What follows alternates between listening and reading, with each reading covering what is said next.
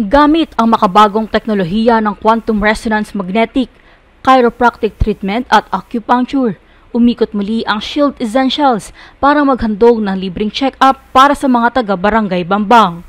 Katuwang ang iNews Pasig at ang reporter nito na si Luan Peñano, na siyang magre-representa sa bansa sa isang international pageant na gaganapin sa Pilipinas. Bali po, weekly kasi ang Shield Essentials at saka ang iNews Pasig. Umikot po yan sa specific barangay para magbaba ng medical mission. Nagbibigay ng libreng chiropractic, acupuncture at check-up na din para dun sa mga residente.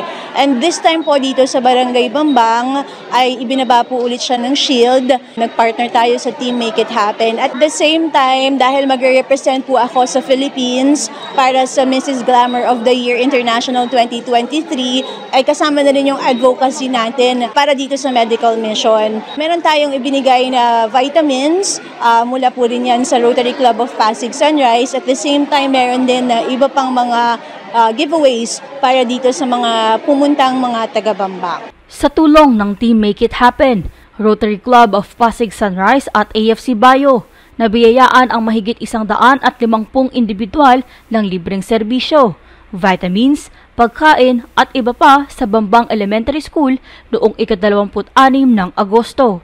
Gusto ko pong magpasalamat sa ating mga sponsors, sa Shield Essentials, AFC Company, sa iNews, kay Mami Ai, especially kay Ma'am Luan ng iNews. Siya po talagang ang nag-create nitong event namin. And also, gusto ko rin magpasalamat sa Bambang Elementary School sa pagpapahiram sa amin dito sa venue. In behalf of Office of Councilor Volta de los Santos, maraming pong salamat kay Mayor Bico, kay Congressman Man, kay Vice Dodot, and sa kabuuan ng 11 Sanggunian, maraming salamat po sa suporta niyo. Ang Team Make It Happen, sa pamumuno ni Chief Rodel Samaniego, binaba dito sa Bambang kasama ang Shield Essentials, ang iNews Pasig syempre, para maipamahagi sa ating mga taga-Bambang ang libreng chiropractic at acupuncture na turay namang makakatulong sa kanilang kalusugan. Sa mga darating pa na araw, ang Team Make It Happen, madami pang pinaplanong mga medical mission at mga activities para din sa mga ating kabarangay na sa tingin ko kailangan abangan na lang ng mga tao. At siguradong makakatulong ito sa buong Bambang.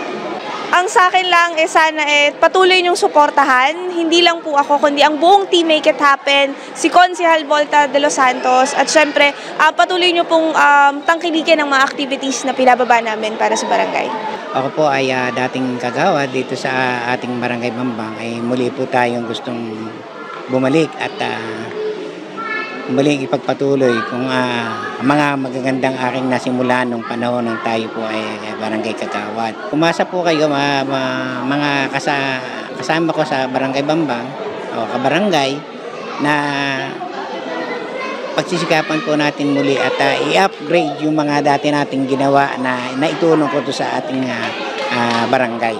Ang aming Team Make It Happen ay puspusan na iniisip kung ano ang talagang mas makakabuti pa para po sa ating mamamayan ng Bambang at sa ating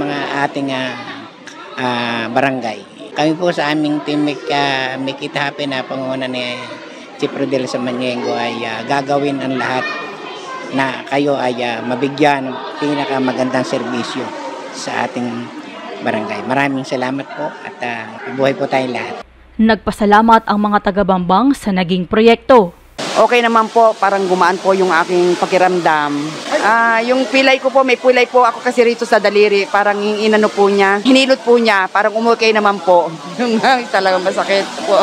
Pero umukay po.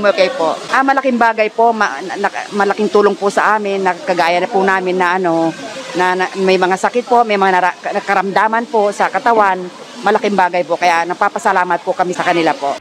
Nabatid na magpapatuloy ang proyekto ng Shield sa pamamagitan ng pagbaba nito sa iba't ibang barangay sa Pasig. Ako si Just Ignacio para sa latest ng iNews Pasig.